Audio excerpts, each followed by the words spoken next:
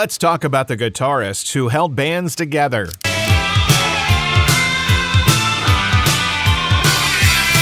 The ones whose departure marked the beginning of the end.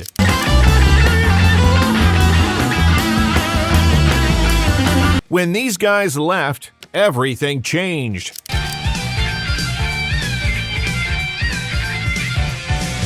The bands played on, but they were never the same. Number 10, Mick Taylor, The Rolling Stones, 1974.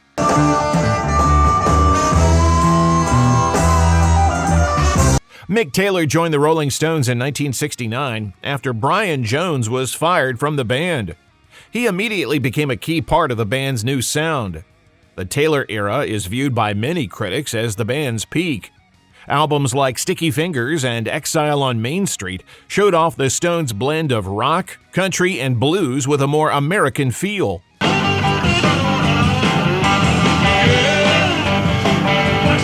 But it wasn't meant to last. In December 1974, unhappy over songwriting credits and feeling creatively sidelined, Taylor left the Stones.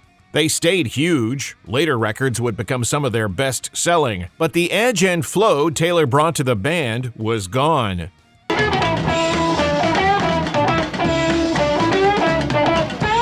The band at number 9 got bigger after their guitarist left, but fans still argue whether that's a good thing.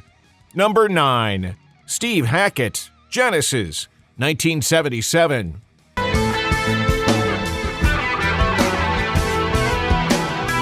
In December 1970, Steve Hackett placed an ad looking for the right musicians to join something that would push musical boundaries. And to Hackett's surprise, Peter Gabriel replied. Genesis needed a guitarist, and Hackett was the man for the job. His time with the band was their peak guitar work, peak experimentation, and peak prog rock complexity. But the always shifting power dynamics inside Genesis would change everything. Peter Gabriel left in 1975, and by 1977, the band had gone from a collective to what Hackett himself later described as a dictatorship.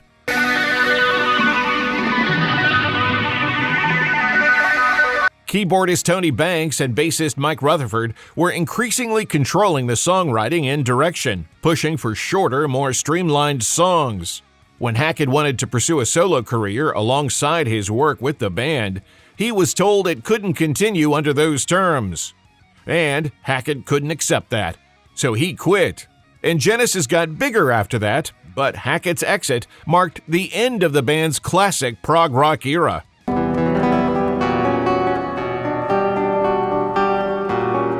The next band was one of the most popular of the 70s, and in a split second, everything changed. Number 8, Terry Kath, Chicago, 1978.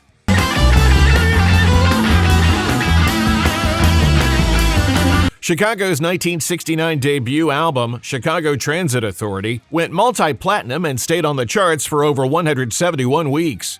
And they had a string of number 1 albums after that. Then, the unimaginable happened.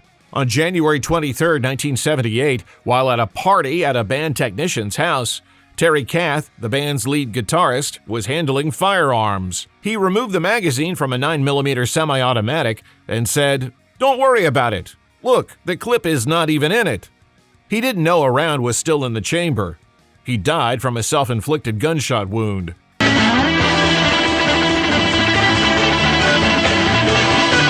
There's a long-circulated story that Jimi Hendrix once saw Kath play and said he was better than him. Kath's vocal, jazz, and hard rock instincts shaped Chicago's early sound. When he died, the band was devastated and seriously considered breaking up.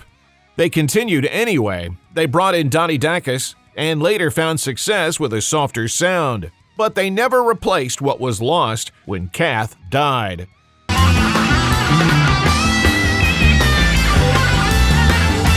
The next guitarist was forced out, and the band would regret it. Number 7, Gary Richrath, REO Speedwagon, 1988-1989.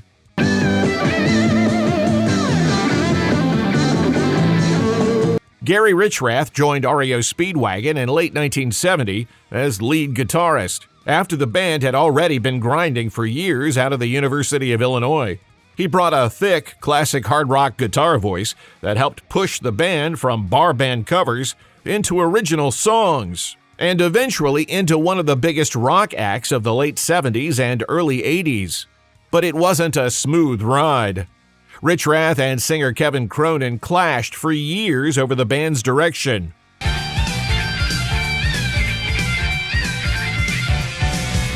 By the late 80s, Cronin was pulling away creatively, even forming a jazz-leaning side project called the Strolling Dudes. Rich Rath wanted to keep REO rooted in rock. When drummer Alan Gratzer left in 1988, the internal balance finally collapsed. By early 1989, Rich Rath was out. He had written Take It on the Run and In Your Letter, and was a key writer on High Infidelity, which sold over 10 million copies. REO carried on with a new guitarist, but they never reached the same level they did with Rich Rath.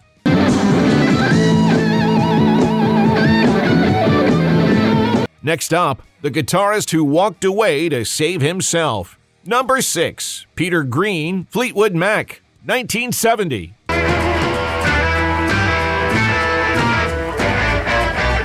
In late March 1970, while on tour in Germany, Peter Green ended up at a Munich area commune party where LSD became the breaking point everyone still argues about. His mental health had already been in decline from heavy drug use, and he would later be diagnosed with schizophrenia. But that night pushed him to reject the rock star life entirely. Though he had privately told people around the band he wanted out by early 1970, it wasn't until April that the world learned the truth. By then, the damage from that Munich party was already done. He announced his exit on the tour bus, but that wasn't the end.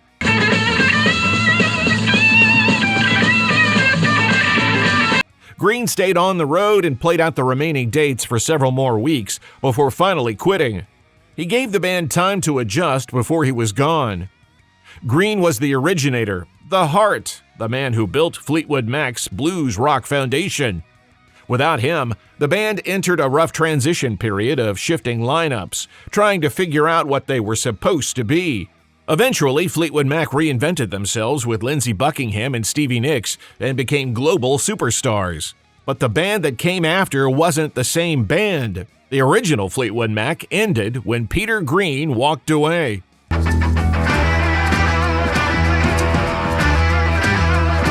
The 5th spot goes to one of the most influential rock stars. But would you believe he almost traded it all for a desk job? Number 5, Lou Reed, The Velvet Underground, 1970.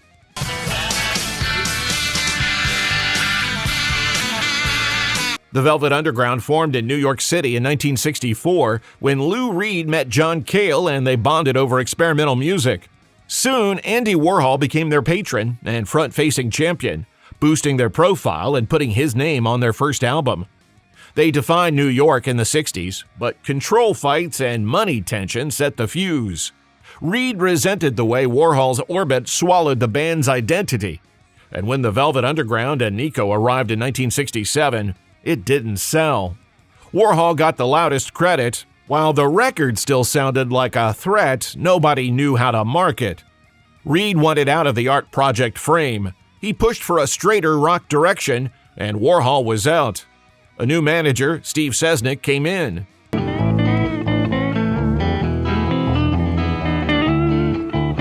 During Loaded, Reed felt the band turning into something he didn't control anymore. He left in August 1970, before the album was even finished to his satisfaction. Then he vanished, back to Long Island, typing at his father's accounting firm for $40 a week. Not a myth, an office. The band dragged on. Squeeze in 1973 was basically not the Velvet Underground at all. Without Reed, the name stayed, the band didn't.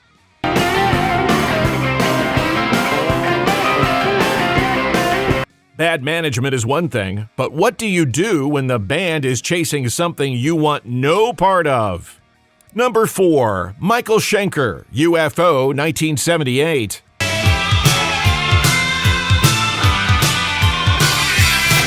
When Michael Schenker left Scorpions at age 18, he was looking for freedom. from his brother Rudolph's creative control and from a grind that had already burned him out.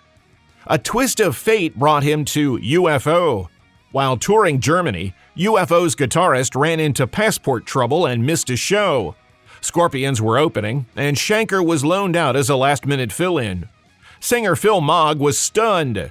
Soon after, Schenker joined the band and relocated to London. His years with UFO defined their breakthrough. The band shifted from space rock outsiders into hard rock heavyweights, built around Schenker's sharp, melodic leads and his black and white Gibson Flying V.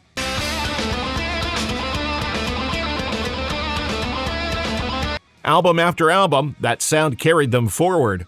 The cost was brutal. Endless touring, heavy drinking, cocaine.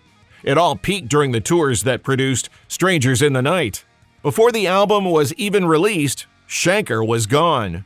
He formed the Michael Schenker Group to stay in control. He returned to UFO in the early 90s, but the cycle repeated.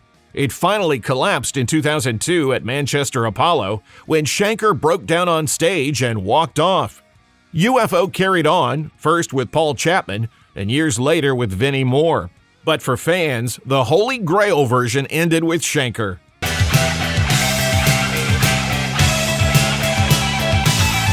Like Schenker, our next guitarist wasn't happy being a rock star, if it meant compromising his vision. So he quit and started one of the most iconic rock bands of all time. Number 3, Mick Ralph's Mott the Hoople, 1973.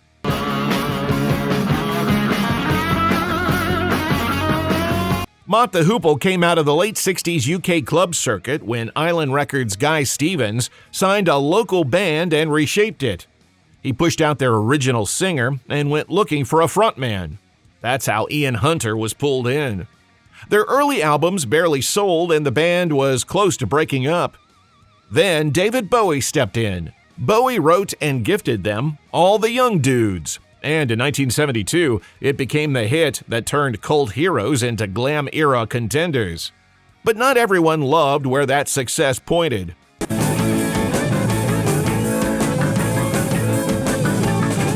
Guitarist Mick Ralphs wanted blues-based rock, not glitter. He had a song called Can't Get Enough, but it didn't fit Mott, and Hunter couldn't sing it the way Ralphs heard it. So Ralphs left in late 1973 and took the song with him. With Bad Company, it became a massive hit.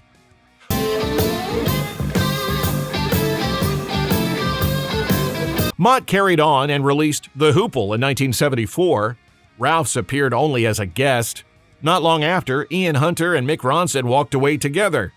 The remaining members shortened the name to Mott, and the records collapsed.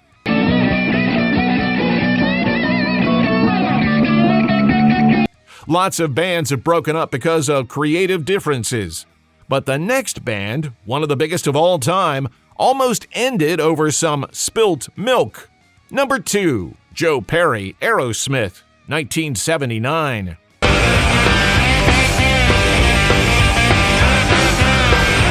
Joe Perry and Tom Hamilton formed the Jam Band in the late 1960s. In the summer of 1970, Steven Tyler saw them playing at the Barn Club in Sunapee, New Hampshire.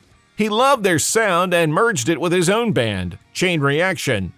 That collision created Aerosmith. The first 2 albums built momentum, but the third one changed everything. Toys in the Attic made them massive. Sweet Emotion walked this way. Overnight, they went from Boston clubs to arena rock. Then it started to fall apart. Drugs, exhaustion, constant touring. Perry and Tyler were deep into it, and the band was burning out.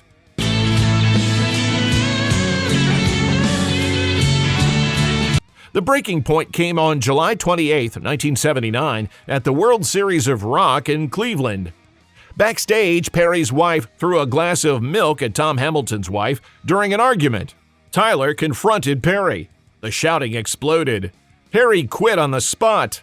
Tyler fired back anyway. Aerosmith finished Night in the Ruts with other guitarists filling in. Critics weren't kind. Rock at a Hard Place followed in 1982 and stalled at number 32. The band was stuck. They didn't break free until Perry returned in 1984. That reunion didn't just fix Aerosmith, it kept them alive.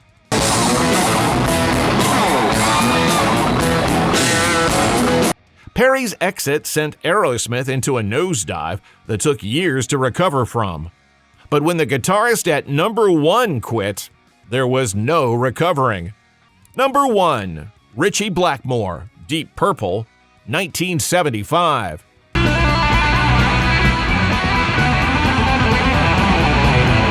Deep Purple began as an idea for a supergroup with rotating members. While it was a collective effort, Ritchie Blackmore and John Lord steered the band toward the heavy sound that defined them. By 1975, Blackmore hated the band's shift towards soul and funk, dismissing it as shoeshine music. The breaking point came when the band refused to record a cover he was obsessed with, Black Sheep of the Family by Quatermass. Denied his vision, he took the song to Ronnie James Dio and started Rainbow.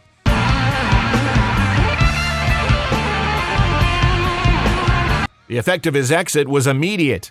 While the Blackmore-led Burn had peaked at number 3 in the UK, the first album without him, Come Taste the Band, stalled at 19 in the UK and 43 in the US. Without Blackmore's neoclassical fire, the band felt like an imitation.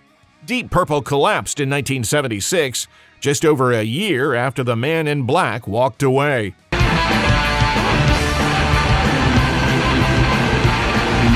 Who do you think should have made the list? Let us know in the comments.